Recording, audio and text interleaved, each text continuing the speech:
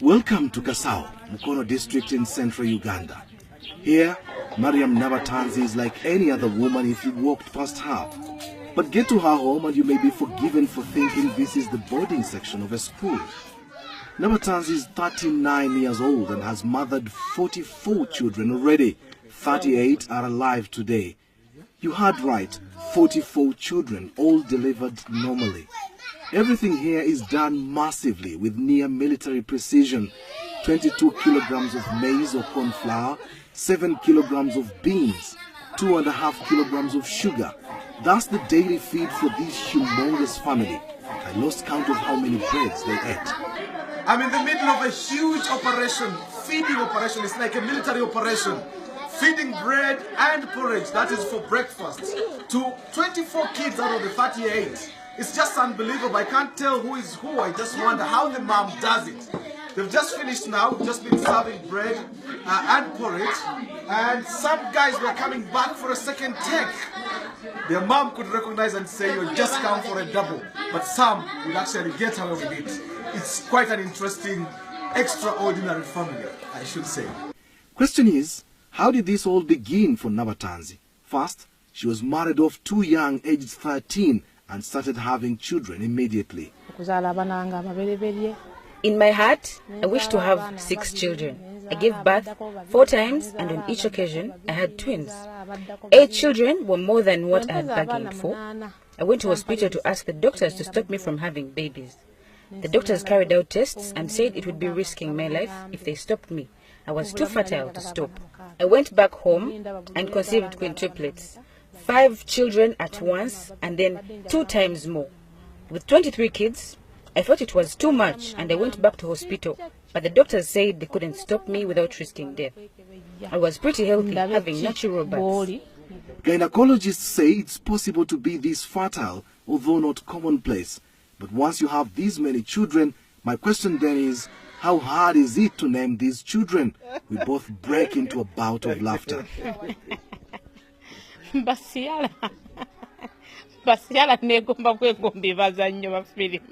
use different names. First, when I started having twins, I bought a book of names. So I'd pick names from there. Then my husband is Catholic and I'm Muslim. So don't be surprised to see a Mohammed, then a Dennis. We'd pick from each side. Then we looked for ancestral names. When the numbers got bigger, I began picking names of my favorite movies, especially Nollywood. I've got Ciara's, Precious Ozokwa, Desmond Elliot, Genevieve Naji, and so on. When you hear this kind of story, you must be wondering where the man responsible for all this procreation is. Well, when I posed this question, Mariam's lead face suddenly turned sad. I have had to put up with a lot. He's tortured me so much. He abused me, beat me up sometimes, and threatened to kill me once.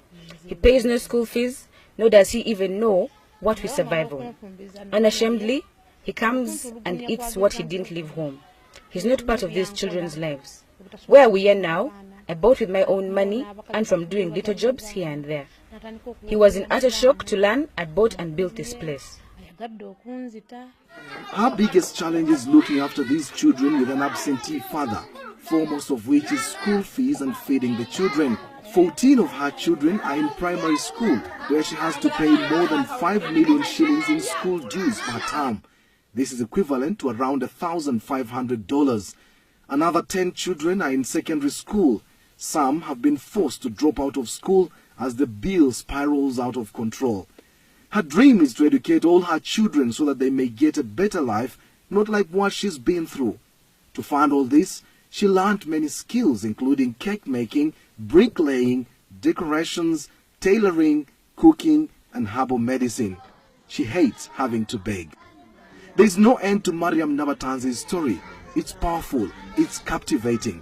Yet somehow, I have to find a way to say goodbye. So what's her message? My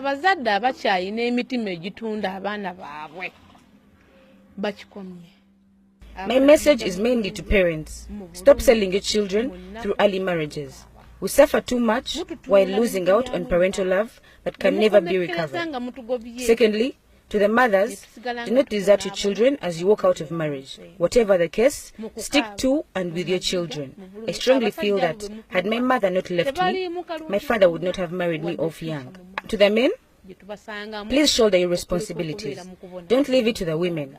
A man puts up a shop for you and they imagine all is sorted. No buying anything anymore at home. You forced us to become like men. Reclaim your status as men. Show us love and let us do our responsibilities. It's hard to hold back my own tears knowing so many examples of what she's referring to. Mariam only sleeps for a maximum of 5 hours a day. The rest of her day is dedicated to the children. It would have been good to know what her neighbors make of her, but time wasn't on my side. But don't be surprised if she's declared the woman with the most number of children in the world from one man. Kasim Kaira, Azam News, Kasao, Uganda.